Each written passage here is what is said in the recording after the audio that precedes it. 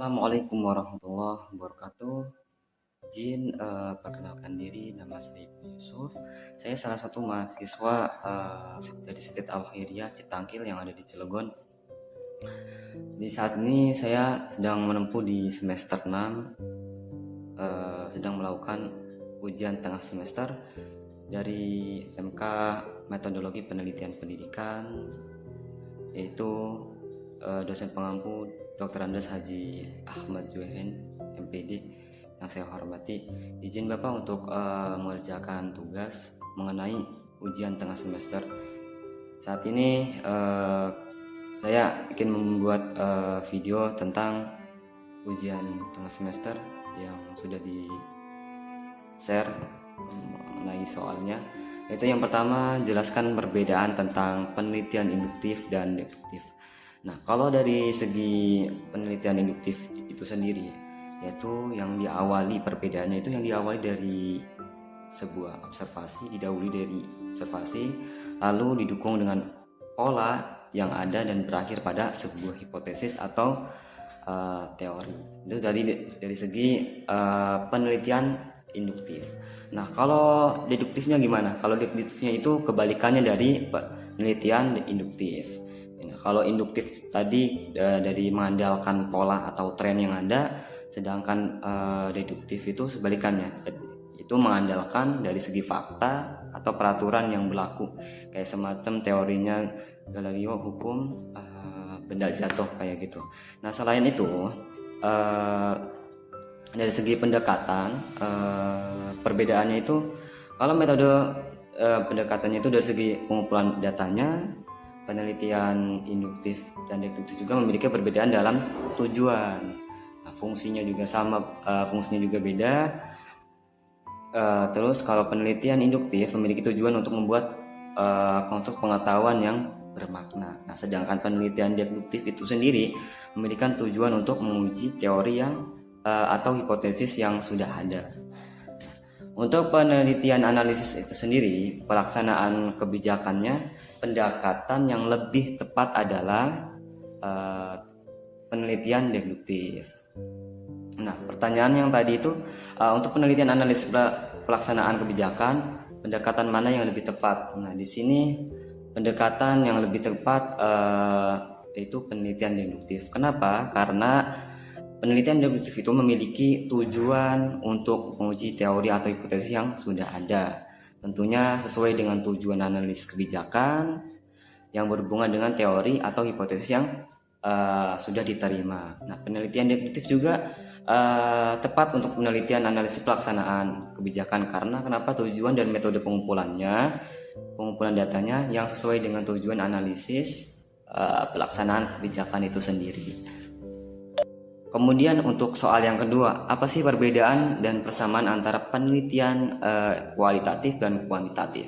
Nah, di semester ini mungkin kita harus tahu ya perbedaan antara keduanya.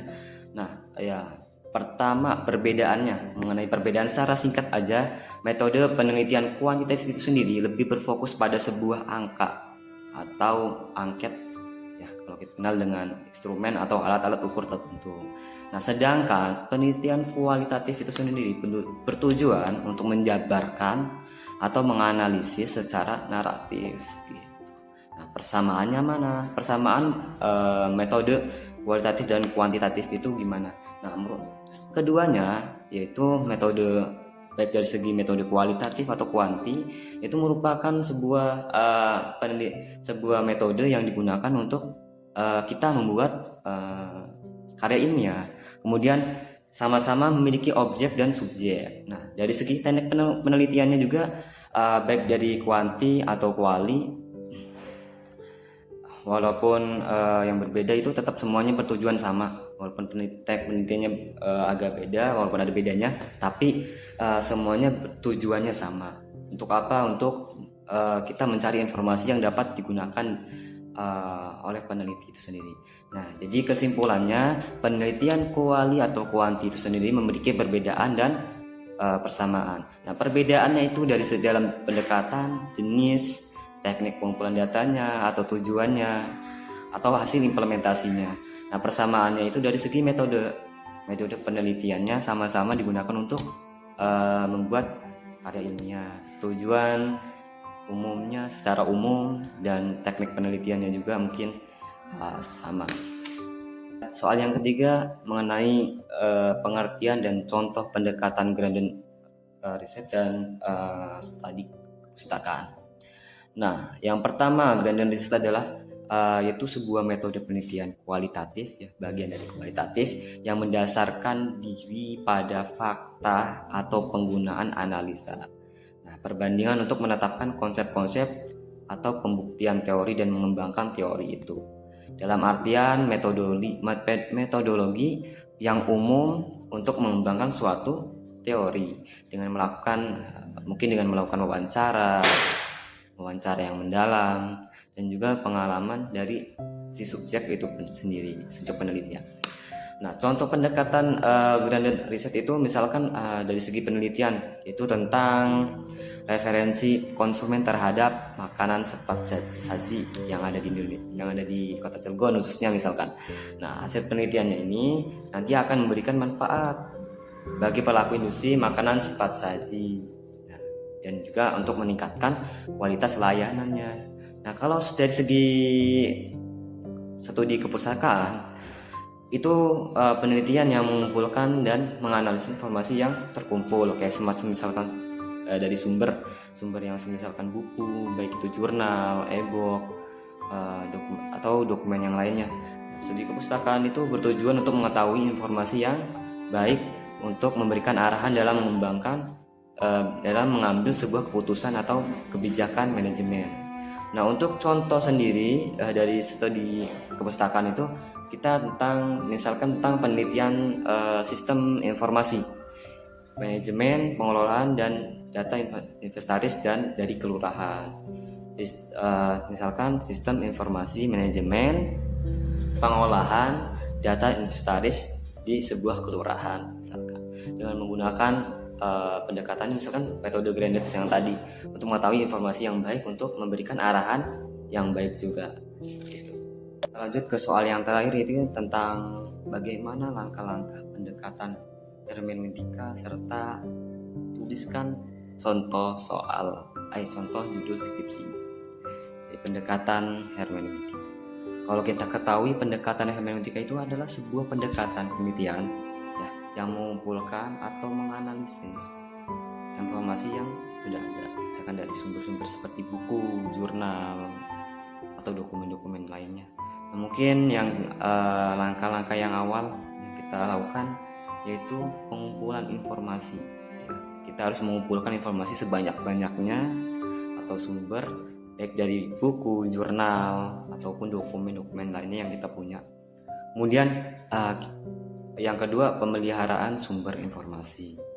Nah, penelitian memilih sumber informasi yang relevan dan terkait dengan topik yang kita punya. Kemudian 3, pemetaan informasi. Nah, terus kalau penelitian mengorganisasikan informasi yang telah dikumpulkan. Kalau sudah dikumpulkan, terus kita menjadikan kategori-kategori atau kumpulan-kumpulan yang terstruktur. Kemudian analisis informasi. Penelitian menganalisis informasi yang telah dikumpulkan tadi. Kalau udah dikumpulkan, dikategorikan dengan menggunakan teknik-teknik analisis yang berlaku atau yang sesuai. Kemudian yang kelima, langkah-langkah yang kelima mungkin penjelasan informasi. Nah, jadi penelitian menggambarkan informasi yang dikumpulkan atau yang sudah dianalisis dalam bentuk penjelasan yang mudah dipahami kita sendiri ataupun orang lain untuk memahami. Kalau dari segi contoh judulnya, mungkin kita contohkan misalkan pendekatan hermeneutika dalam analisis perubahan dan pengembangan teori tafsir Al-Quran, misalkan itu contoh dari segi penelitian menggunakan hermeneutika. Mungkin itu saja yang bisa saya sampaikan, kurang lebihnya mohon maaf bila mana ada kata-kata yang kurang penjelasan yang tidak sesuai, karena saya masih belajar. Mudah-mudahan kedepannya saya bisa lebih banyak tahu tentang metodologi penelitian pendidikan. Amin ya robbal alamin. Mungkin itu saja ya bisa saya sampaikan, kurang lebihnya mohon maaf. Akhir kata, wassalamualaikum warahmatullahi wabarakatuh.